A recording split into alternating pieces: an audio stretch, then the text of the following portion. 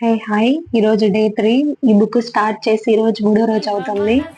Book లో మొత్తం 90 అధ్యాయాలు ఉన్నాయి. మొదటి అధ్యాయం కృష్ణావతారం. కృష్ణుడు పుట్టక ముందు జరిగింది ఇది.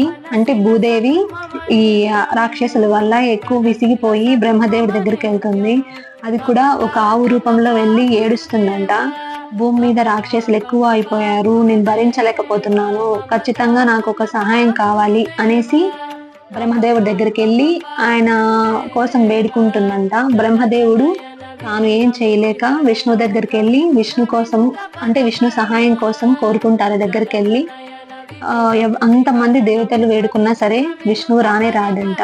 బ్రహ్మదేవుడి కోసం మళ్ళీ వీళ్ళు ప్రేయర్ చేసి విష్ణువు ఇలా ప్రత్యక్షం అవడం లేదు, ఎంత ప్రేయర్ చేసినా అని బ్రహ్మదేవుడితో చెప్పి వాళ్ళంతా మళ్ళీ వేడుకుంటారంట బ్రహ్మదేవుణ్ణి. బ్రహ్మదేవుడు మళ్ళీ ఆయన కోసము మనసులో అనుకోగానే బ్రహ్మదేవుడికి విష్ణువు కనిపించి, నేను పుట్టక ముందే దేవతలందరూ యదువంశంలో పుట్టాలి అని చెప్పేసి వాటి గురించి అన్ని బ్రహ్మదేవుడికి చెప్పారు.